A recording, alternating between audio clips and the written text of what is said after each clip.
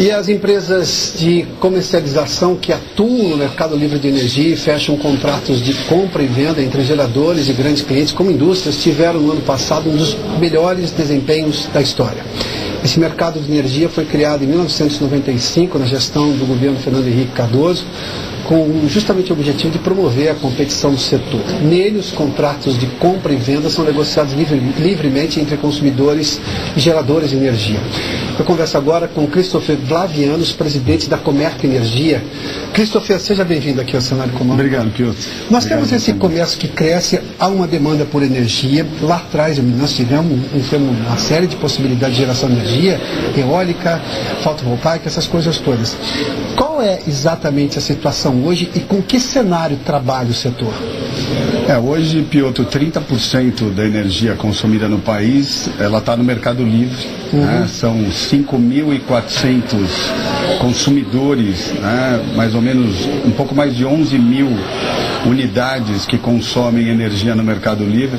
Então hoje você não encontra nenhuma grande indústria que não esteja no mercado livre, O mercado livre veio abrindo de cima para baixo, então começaram as grandes empresas, grandes siderúrgicas migrando para o mercado, e esse movimento foi vindo até hospitais, shopping centers, prédios comerciais, hoje são consumidores livres.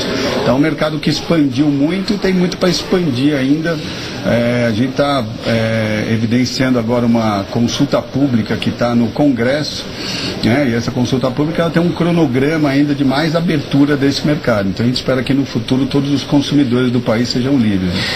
Você fez menção à abertura, nós tivemos uma intervenção no setor elétrico pouco tempo atrás na gestão da presidente Dilma Rousseff. Quando você diz em abertura e livre negociação, é livre de intervenção, ou seja, é o mercado se negociando ali e olhando para o cenário que ele tem próprio para saber qual é o consumo e qual é a possibilidade que tem de vender. É essa a realidade que nós temos hoje e está em expansão isso? Está em expansão. Hoje o consumidor é que diz por quanto tempo ele vai consumir, quanto tempo ele vai fazer o seu contrato, quanto que ele vai comprar de energia.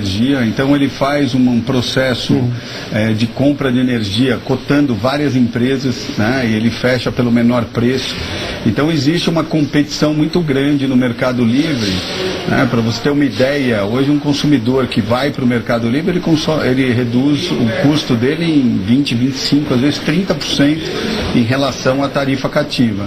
Então isso é uma redução expressiva e os consumidores que podem migrar para o mercado livre, eles migram mesmo.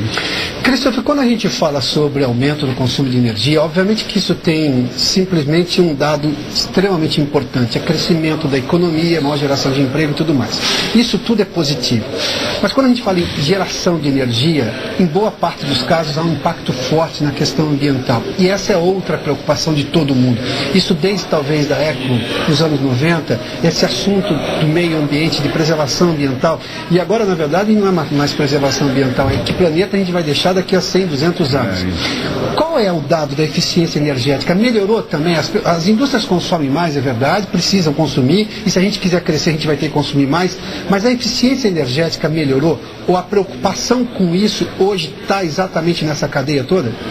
Olha, melhorou, mas ainda está muito aquém da possibilidade que tem. Uma redução... Ou seja, podemos ser mais eficientes. Podemos ser mais eficientes, podemos usar equipamento mais eficiente, podemos trocar lâmpada, trocar refrigeração, fazer mudança de motor em fábrica, isso traz uma redução muito grande. Hoje já se tem um direcionamento para geração de fontes que são fontes sustentáveis, fontes renováveis. E essas fontes hoje são as fontes que dominam os mercados mundiais, como solar e eólica, e aqui no país está acontecendo exatamente a mesma coisa. Agora, na parte da eficiência energética, a eficiência energética ela vai melhorando com a tecnologia, O que a gente sabe é que os equipamentos vão ficando mais velhos, a tecnologia vai ficando mais barata. Então, hoje, uma empresa, um prédio que troca uma iluminação, por exemplo, uma iluminação de LED, ela tem automaticamente já uma redução de 50% a 60% no consumo de energia dela. Você está fazendo menção de troca de lâmpada, é isso? Troca de lâmpada, da iluminação do galpão da empresa, dos escritórios? Exatamente, é isso mesmo. Isso já tem um impacto importante? Já tem um impacto muito grande. Essas lâmpadas, por exemplo, elas vieram caindo o preço, né, durante os últimos anos e melhorando a luminosidade.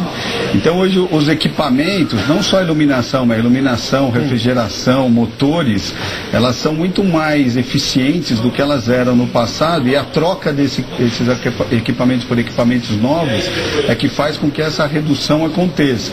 Então você consegue a mesma força, né, a mesma produção, mas com um consumo de energia muito menor.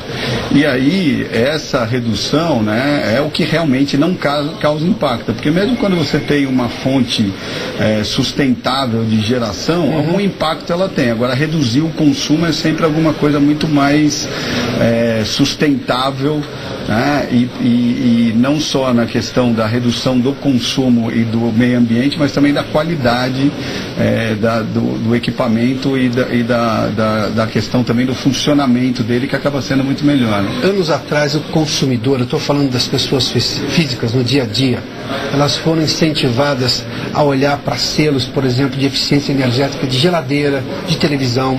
Era um selo exatamente do Inmetro ali que mostrava que aquele equipamento tinha ali uma eficiência maior. Obviamente que ali tinha um apelo das pessoas entenderem que era importante para a questão ambiental. Claro que ia baixar a conta, mas ninguém conseguia fazer uma conta o que aquilo representava na economia da casa. Obviamente que é menor, mas eu tinha um investimento numa nova geladeira. Isso. Quando eu faço isso num plano macro, as indústrias conseguem em que prazo, por exemplo, reduzir do ponto de vista contábil o investimento que ela fez, por exemplo, na troca de todas as lâmpadas? Olha, isso é um processo que a gente costuma fazer num prazo de 4, 5, 6 anos. Mas é um processo onde durante esse período a empresa já vai reduzindo uma boa parte do consumo dela. Quer dizer, é como se a empresa de eficiência energética e a empresa que está fazendo o processo da eficiência energética dividissem essa economia.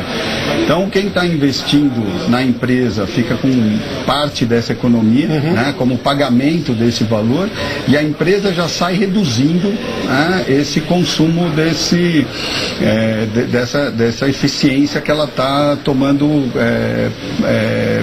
o pé a partir desse momento que ela faz o investimento. Mas trocou o equipamento, você sente já imediatamente a queda. Primeiro que a redução é de longo prazo, o investimento é de curto prazo, né? Exatamente. Tem um caso da Faber-Castell, que todo mundo conhece.